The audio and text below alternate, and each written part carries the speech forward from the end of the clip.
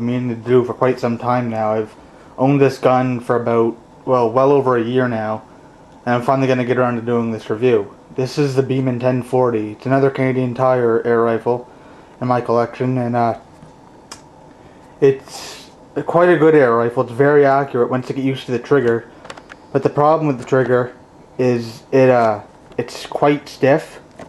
Even it's loosened up a little bit since I've got it. Either that or I've just gotten used to the heavy trigger pull. But once you get used to it, you can still shoot some very nice groups with it. That's the first complaint about this rifle that I have. The second complaint is the front sight.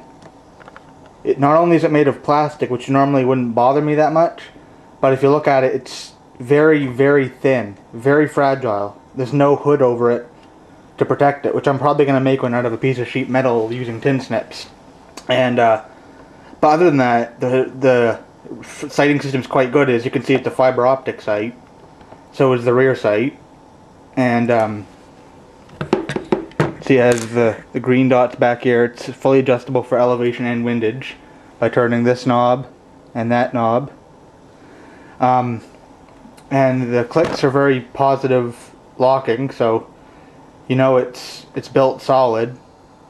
It's a break barrel rifle. It shoots at 495 feet per second.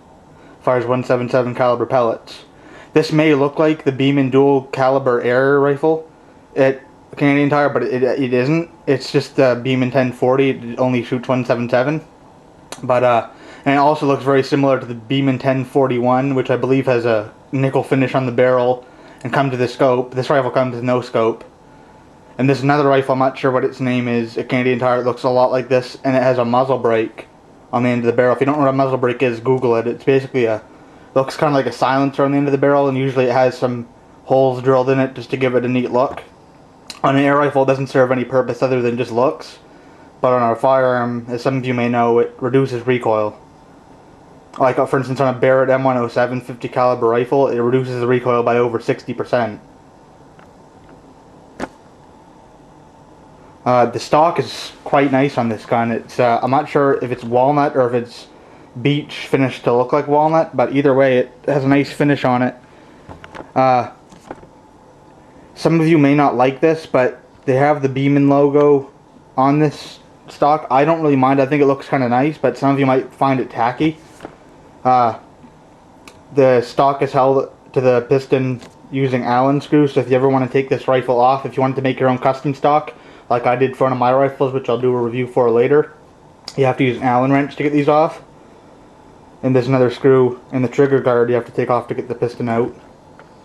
The only plastic parts on this gun are the trigger guard, the rear sight, as I already told you, the front sight, and this doesn't really matter, but the end cap for the piston. But other than that, this gun is completely wood and metal. It even comes with a recoil pad, which you're not going to need if you shoot a spring rifle correctly, because I did a video on this, if you might want to check it out. When you shoot a spring piston rifle, you should never put the stock tight to your shoulder, because, well, I'll let you watch the video, because I'm not going to waste time in this video explaining that, but I have another video for it, so go on my channel and find it. It's called How to Shoot a Springer Properly. This rifle comes with no scope, but you can mount a scope on it. It comes with these dovetail rails machined into it with a stopper, so you don't have to buy a stopper from Pyramid Air or wherever you want to buy it. I don't plan on putting a scope on this rifle. I just bought this rifle for shooting with open sights. I have scopes in some of my other rifles. One of them I have a review for.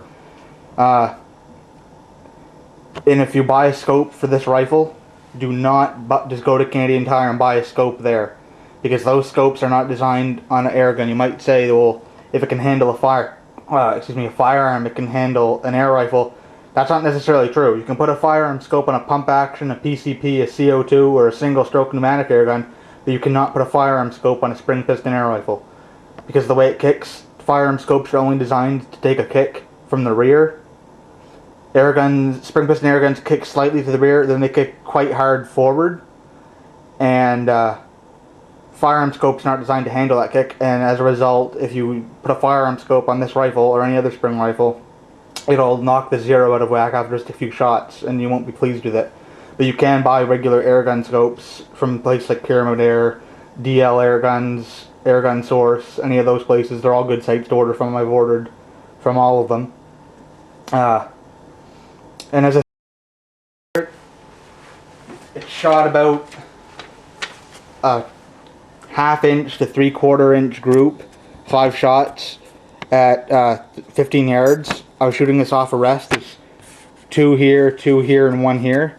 So I think that's quite good, especially considering that this scope, or this rifle, sorry, has not the best trigger on it.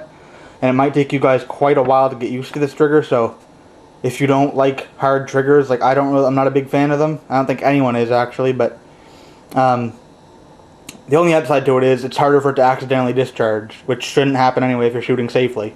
But just if you're giving a spring piston rifle to a kid, like a small kid, like 8 years old, maybe this wouldn't be a bad choice because of the hard trigger. But that's beside the point. If a kid isn't responsible, you shouldn't be giving them an air rifle. But this, in closing, this air rifle feels very solid in your hand, doesn't feel flimsy in any way.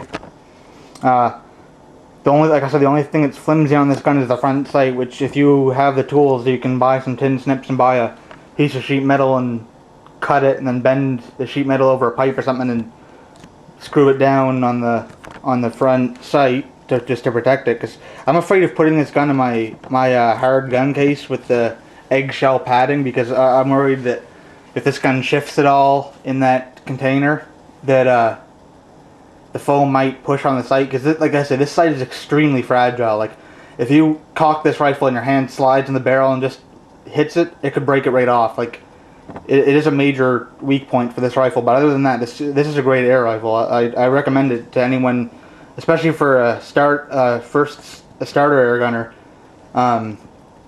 This is an excellent choice. It should last you for a very long time if you take care of it and clean it. Put a Crosman chamber oil in it, and if you don't want to buy Crosman chamber oil because it's expensive and you don't get very much of it, air tool oil is pretty much the exact same thing. It works actually better. It stays in the piston for longer. It takes the compression of the spring longer. You can get this at Canadian Tire. That's where I got this. And the best way to apply this stuff, you can use this for Crosman chamber oil as well. This is a needle for a basketball pump. And I break the barrel. I put this in the air transfer port, which is the hole that leads into the chamber. And you have to kind of angle it in and wedge it in. And then just put a few drops of it in this part here. And what I do is I basically just fill this to the rim. And that's enough. That's all you need. And just let it slowly ooze into the chamber. And once that's done, just close the barrel of the rifle and fire it. And if a whole bunch of oil comes out the barrel, because sometimes it happens, like it'll look like smoke coming out the end of the barrel, just take a cleaning rod and a patch and just run it through once or twice, and that should get rid of all of it. And and if you keep on doing this rifle will shoot very accurately for a very long time. And as I said, I recommend this rifle to anyone.